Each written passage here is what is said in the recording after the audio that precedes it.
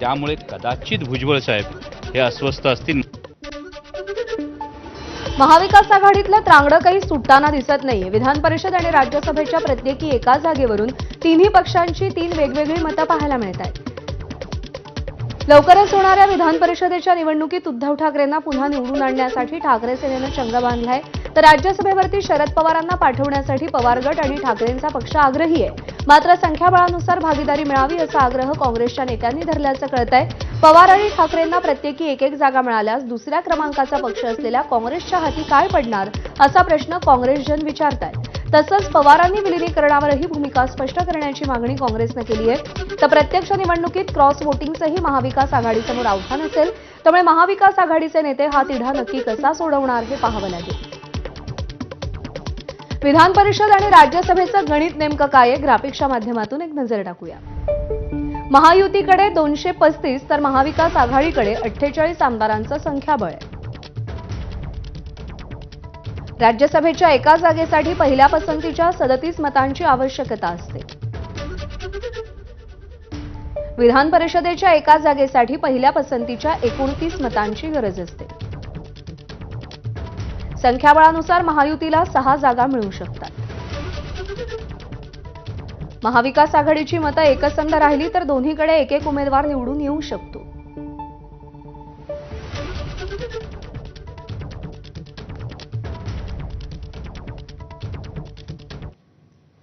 ठाकरेंच्या शिवसेनेसह काँग्रेसकडूनही विधान परिषदेच्या जागेवरती दावा करण्यात येतोय. महाविकास आघाडीतल्या या तिढ्यावरती हर्षवर्धन सपकाळ आणि आदित्य ठाकरेंनी नेमकं काय म्हटलंय आपण पाहूया. संजय राऊतजी जिंकून आले, पण आमचे दुसरे जे होते संजय पवारजी ते त्या दिवशी पराभूत झाले. आणि म्हणून हे सगळं राजकारण बघत असताना, जी काही मतांची समीकरणं ती बघत असताना, संख्याबळ बघत असताना आमचा दावा हा ठाम आहे. आणि दुसरं म्हणजे ही जी काही चर्चा होईल ती अर्थात मातोश्रीवर होणं गरजेचं आहे. दुसरं म्हणजे काँग्रेसशी देखील चर्चा करणं गरजेचं आहे, कारण काँग्रेस देखील मित्रपक्ष आहे. अजूनही जी आमची काँग्रेससोबत काही चर्चा झाली त्याच्यात हा विषय जो आहे कोणाला सीट गेली पाहिजे याच्यात कुठेही आलेला नाही आहे. आणि म्हणून पक्षाचं जे मत आहे ते एवढंच आहे की ही जागा राज्यसभेची ही शिवसेनेचीच आहे. राज्यसभेमध्ये काँग्रेस आघाडीला एक जागा मिळणार आहे, काय वाटतं की त्यावर महाविकास आघाडीची आणि इंडिया अलायन्सची बैठक होईल आणि त्यामध्ये आम्ही मित्रपक्ष बसून याबद्दल चर्चा अंतिम निर्णय घेऊ. शरद पवारांना काँग्रेस सपोर्ट करणार आहे का? काँग्रेस सपोर्ट करते का शरद पवारांना? आता चर्चेच्या आधी कोणत्याही प्रकारचं विधान करणे चुकीचं आहे. तर ठाकरेंच्या शिवसेनेचे खासदार संजय राऊत यांनी राज्यसभेसाठी शरद पवार तर विधान परिषदेसाठी उद्धव ठाकरेंचं नाव प्रमोट करताना नेमकं काय म्हटलंय आणि काँग्रेसकडून त्यांना काय उत्तर दिलं गेलंय पाहूया. कठीण कशा करता असेल, राज्याचे माजी मुख्यमंत्री आहेत, शिवसेना पक्ष प्रमुख आहेत.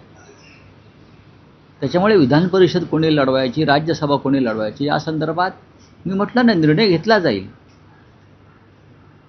शिवसेनेचं संख्याबळ सगळ्यात जास्त आहे. विधान परिषदेमध्ये माननीय उद्धव ठाकरे यांनी जावं अशी आमच्या सगळ्यांची इच्छा आहे. त्या संदर्भात आम्ही उद्धवजींना विनंती करू आणि पुढे काय ते पाहू. राज्यसभेच्या निवडणुका जाहीर झाल्या, थोड्याच कालावधीमध्ये विधान परिषदेच्या निवडणुका सुद्धा जाहीर होतील. महाविकास आघाडीच्या वाट्याला एक जागा राज्यसभा आणि एक जागा विधान परिषदेची येण्याची शक्यता आहे.